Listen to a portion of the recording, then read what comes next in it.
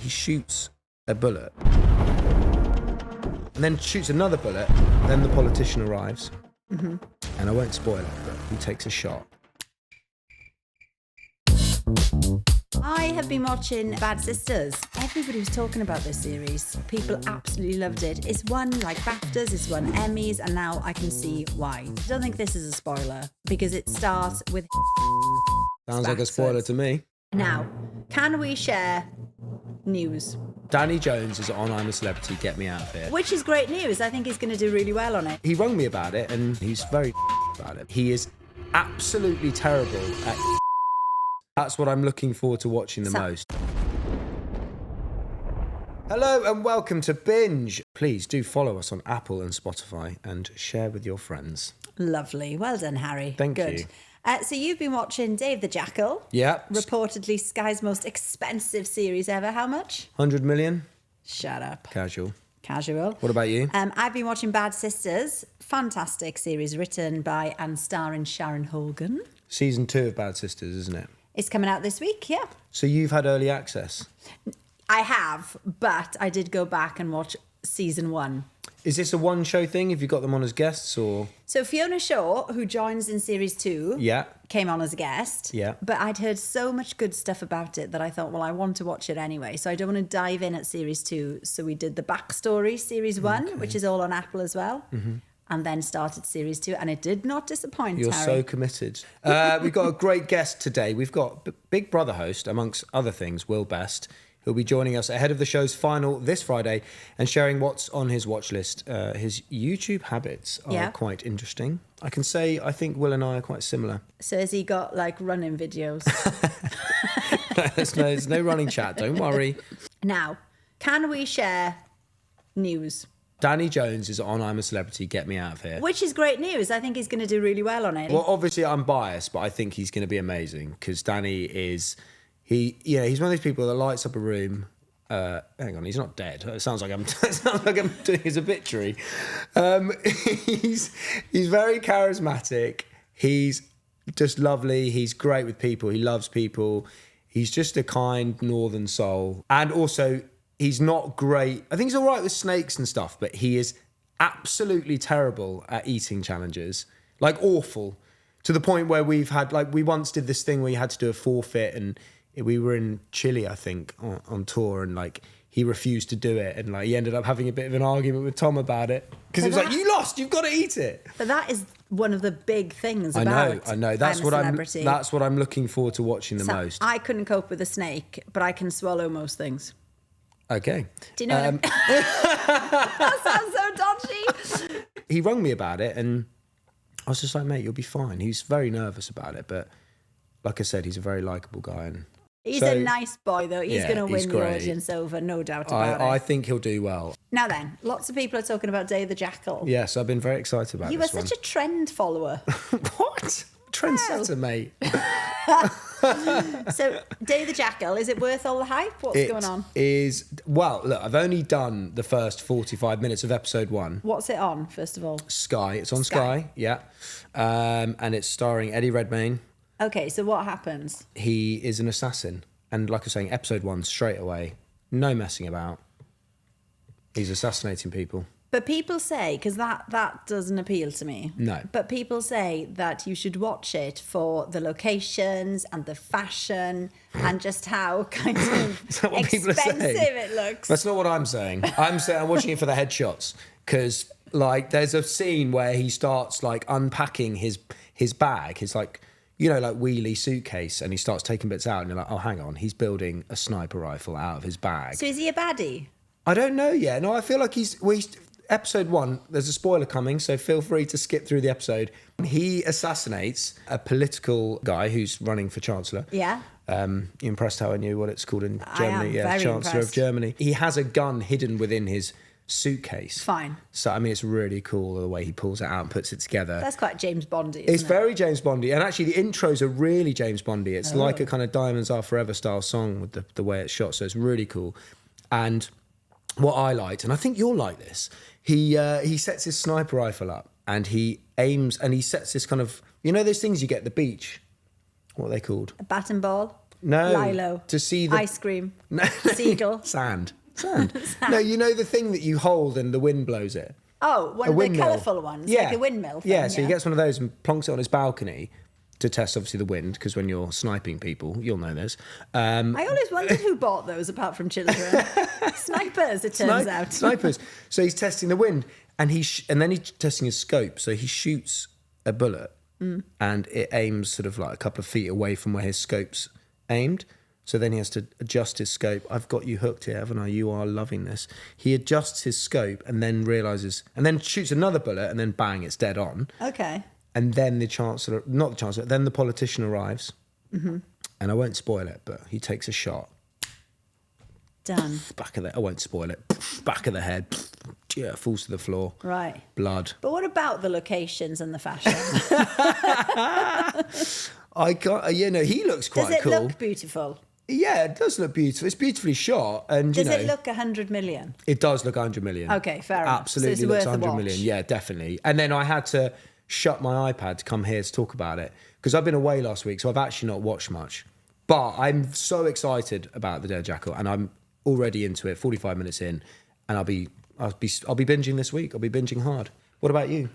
I have been watching Bad Sisters because, as we said at the beginning, second series is out this week.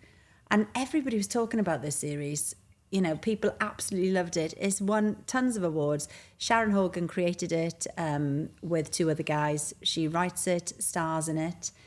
And it's about 5 sisters set in Dublin, and they hate one of their brothers-in-law. So 2 of the girls are married, and one brother-in-law is an absolute dick. Right.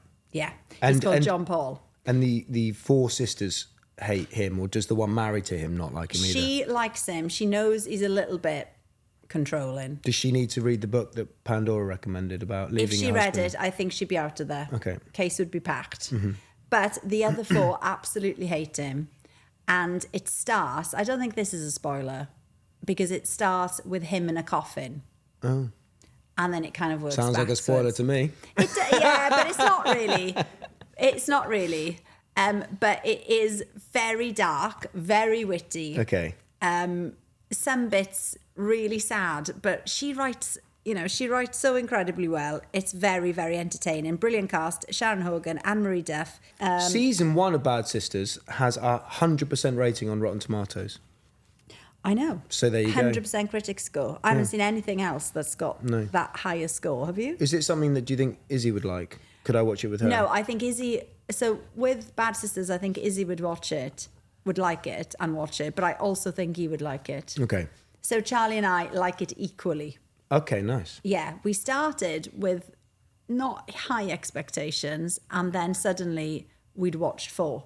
Really? Yeah, okay. It's really, really good. And series 2 has got Fiona Shaw in it, who's a brilliant actress. She was in Killing Eve as well. Yes, remember her? yes, I do.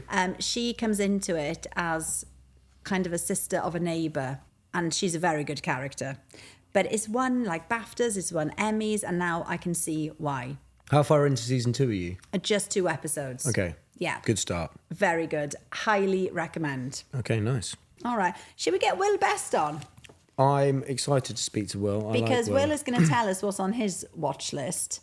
But also, I'm intrigued to know look what at him there with his leg up. YouTube algorithm is. You look so comfortable, God, Will. Will, that's a pose, isn't it? Hi, Will. Hello, everyone. Look, I apologise for the fact that I'm reclining in knitwear on my bed. This is because there are people in my lovely cleaners are in. The cleaners are in, and I live in a studio flat. If anyone wants to picture the pose, it's the exact pose that David Brent did in one of the last episodes of The Office. You know, when he's got his leather jacket, he gets on the table when he's a chilled out entertainer, that kind of stuff. That's another reason why I'm sort of propped up on my bed in this fashion. I did a 5K park run on the weekend and nearly died. And then I did don't know if it's not a plug. Other training regimes are available. I did a Barry's boot camp the other day as well. I've got a bad neck from it. I'm afraid you can't say you've done a 5K without telling me your time. Okay, I'm going to caveat this, right? I'm not a runner. I know that you're very good mates with Joel and you run with him a lot. Now I'm just doing a quick name drop here. I went for a drink with Joel not that long ago, and we were talking a lot about running, and it was quite a while ago actually, because it was before I was going to do the Hackney Half Marathon, and he'd just done a marathon dressed as a fish, and I was like, I don't think I'm going to be able to complete it. He gave me a good pep talk, and I did get round on very little training because I'd had a bad back, so I ran it in a back brace. Not as a costume. What? The as just 5K? The 5K? No, the Hackney Half. Oh, right. Okay. But why was didn't back you in- just think maybe this is not the time to do it? Couldn't pull out, charity, mate. But I did that and stumbled round, and then I haven't run since then. So that was in beginning of May. This is a long caveat that's going to be edited out, by the way. So just tell us your time. Yeah. That's the only bit I'm putting in. I did it in pretty much exactly 25 minutes. That's good. That's fine. I was kind of expecting sort of quite confident praise for that sort of time. No, Nah. that's you'll look back on that But and understand why. Nah. You're like Paula Radcliffe here. All right. Let's talk, Will, about Big Brother, because Yes. you are hosting it on ITV2 and ITVX. This is the 21st series. Yes, and I just want to jump in here and say that I was so happy when I saw that you and AJ were paired together, because Thanks, I don't want this to sound like again patronising. As patronising as my 25 yeah, minutes. I've got you on to patronise you. But I feel like it was a big moment for you, a big break for you. And as I was saying to Al, and as I've always thought, you're absolutely brilliant. And so I was really pleased to see you get the gig, man. I think you're great. Thank you very much. No, that's very lovely to hear. And yeah, you very astutely pointed out it was quite the big break. I certainly wasn't doing anything quite in that league, certainly in the lead up to it. But it was a dream kind of. I mean, I'm still sort of pinching myself slightly because it's that double whammy of, you know, a bigger job than anything I'd done before, and I've been plugging away at this for, you know, quite a long time. But it's tough, you know, it's tough in the media landscape sometimes. But so it's the biggest job I've done, and it's a show that I love and have loved for all of those 21 series. So it was quite surreal to be asked to do it. And I remember the press day before we launched the first series, going in, and me and AJ got to sit on the diary room chair, and we had a little moment, just us in there. Tears may have been shed. Really? Because like sitting on the diary room chair when you've been a fan of the show, that's mad. That's just something I never thought I would ever do. And then sitting on it. Back in the day, Davina was such an iconic host of that show. So it's a massive gig for you. Well, she was actually one of the reasons she was the first presenter that I was aware of as being a presenter, if you know what I mean. Because I was quite young when it came out. She was like, well, I wasn't that young, but as in, she was the first sort of, I guess, like mainstream presenter that I was a really big fan of, and made me think, oh, right, you can do that job and you can make it look fun, and, you know, it's kind of funny, and, you know, she has that warmth, and she's always been a sort of, you know, an inspiration, I guess. So no, it was good. It was good. It hasn't disappointed. It's been a lot of fun. And if anyone's looking for something to binge, the whole series is on ITVX. And this series I'm not just saying this because I am biased, but it has been a really good series. Like it's had everything. It's been up there with some of the top series from the past, I would say. Just the characters, the drama, conflict resolution, funny moments, warm moments, you know, scary moments, Halloween, backdoor evictions. It's had it all. Nice. Backdoor evictions. The final is on Friday, isn't it? You say that you're a huge fan, Will. I must admit, I haven't watched Big Brother for a number of years. Just because it's a huge commitment when you're doing a full-time job. I totally accept that. Lots of my friends are the same. I keep saying to them they should do an omnibus. Yeah, they definitely should on a weekend. That is such a good idea. On a Saturday. Do they still do an EastEnder omnibus? I remember the Hollyoaks omnibus. I used to love it, an Hollyoaks omnibus. Which series is your favourite, Will? My two favourite are 3 and 7. You're going to have to tell me who's in Who them. were the characters on 3 and 7? Well, 7 was Nikki Graham, Pete Bennett won it. Who is she? Exactly. Three. Wasn't that Kate Lawler and all of them? Kate 3 or 2? I don't know. Where was Alison Hammond? Because my favourite clip ever. She's quite. She was 3 as well. Do you remember Alison she Hammond. was bouncing on the picnic table out the back and broke it?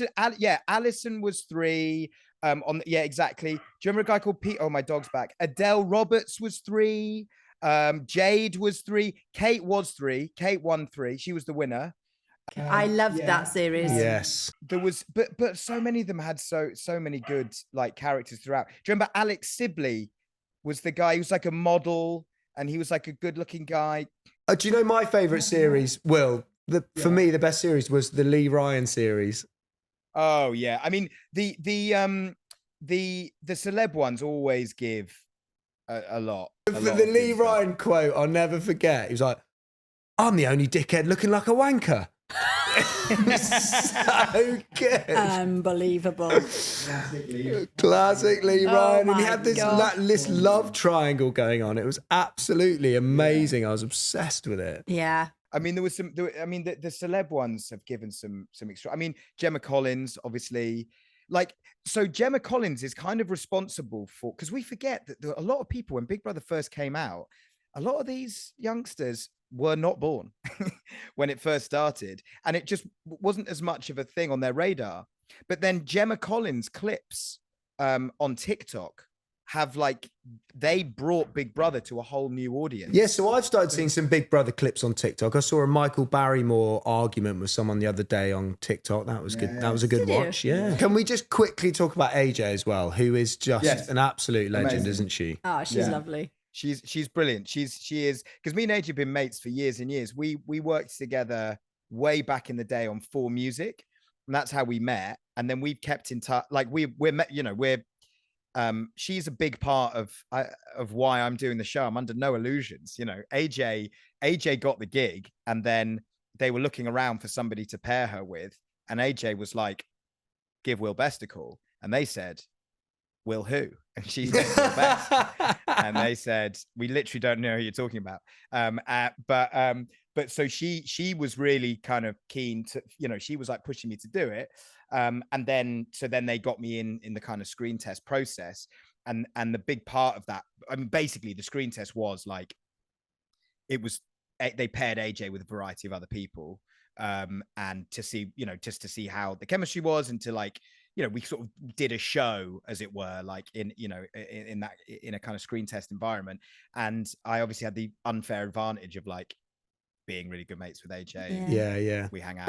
But they still will have, they still would have wanted to see that you could do the job. So you absolutely have had it on merit. Your chemistry with her is definitely a layer they would have been looking for. Oh, I don't know. I think it was more of a favour from AJ. Oh. It was a favour, yeah. I'm giving her a percentage.